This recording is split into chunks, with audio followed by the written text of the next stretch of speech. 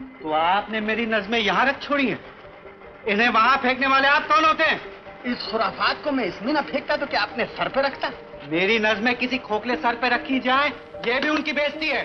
प्यासा एक timeless classic है जो गुरुदत्त के डायरेक्शन और उनकी बेहतरीन एक्टिंग के लिए जाना जाता है। ये फिल्म एक स्ट्रगलिंग पोएट विजय की कहानी है जो अपने सपनों और आइडियलिज्म के साथ दुनिया से जुड़ना चाहता है, लेकिन दुनिया उसे कभी समझ नहीं पाती।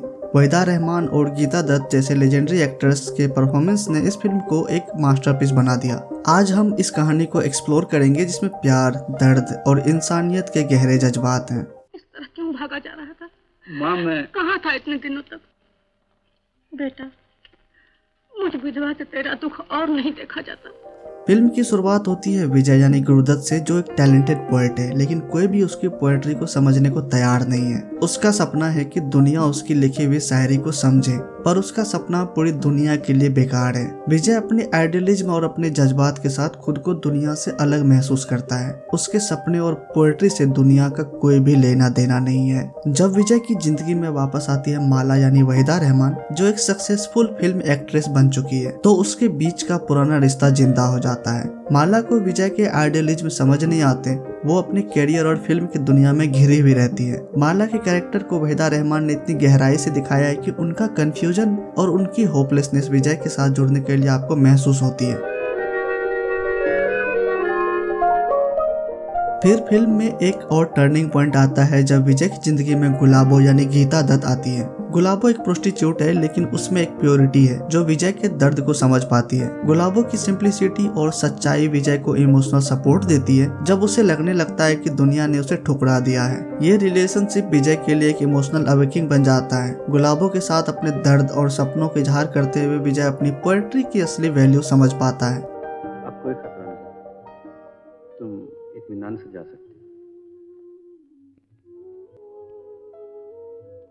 फिल्म का एक बहुत ही ट्रेजिक और इम्पैक्टफुल मोमेंट है जब विजय अपनी जिंदगी के सपनों को पूरा करने के लिए दुनिया से चला जाता है। उस शायर के खुदकुशी की खबर पढ़ी तुमने? अरे भाई, मैं तो उसे जानता भी था, ना जाने बेचारे पे क्या मजबूरी थी। छोकरा चाय लाता है कि नहीं? नौजवान शायर की दर्दनाक मौत। फिल्म के क्लाइमेक्स में विजय की मौत के बाद उसकी पोएट्री को फाइनली पहचान मिलती है। ये फिल्म इस बात को समझाती है कि कभी कभी जो चीज हमारी लाइफ में सबसे ज्यादा जरूरी होती है वो दुनिया के लिए बेकार होती है, लेकिन उनका काम, उनका आर्ट वक्त के साथ भी जिंदा रहता है। बात करें इस फिल्म के कैरेक्टर डायनेमिक्स की, तो विजय का कैरेक्टर एक आइडियलिस्ट पोएट है जो दुनिया के नॉर्म्स के अगेंस्ट अपने सपनों की दुनिया बनाता रहता है। गुरुदत्त ने इस कैरेक्टर में अपने पर्सनल इमोशंस और स्ट्रगल्स को भी डाला है जो उनकी एक्टिंग को रियलिस्टिक और डीपली मूविंग बनाता है। विजय अपने आइडियलिज्म के साथ अपनी दुनिया में खोया रहता है, लेकिन उनके इमोशंस और पोएट्री उनके कैरेक्टर को और भी ह्यूमन बना देते हैं।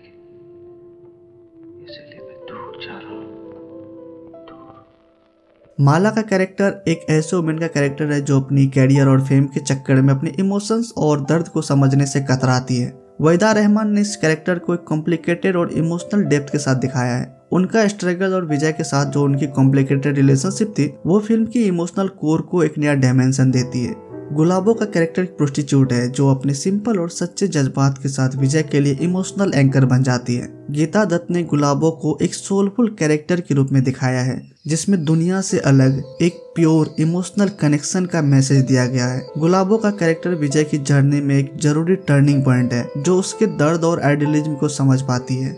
वहीं अगर बात करें फिल्म के थीम्स और सिंबोलिज्म की, फिल्म में दिखाए गए थीम्स, आइडियलिज्म, स्ट्रगल और आर्ट की वैल्यू आज भी रिलेवेंट है। विजय की पोएट्री जो समझ नहीं पाई थी उस टाइम पर दुनिया, उसका असली महत्व उसके मौत के बाद समझ आता है। ये फिल्म एक ट्रिब्यूट है उन लोगों के लिए जो अपनी आर्ट और आइडियलिज्म के लिए अपनी जिंदगी दे देते हैं। गुलाबो और विजय के कैरेक्टर के जरिए फिल्म ये भी समझाती है कि दुनिया के मटेरियलिज्म के बीच हमारी असली ह्यूमैनिटी और इमोशन सबसे ज्यादा जरूरी है।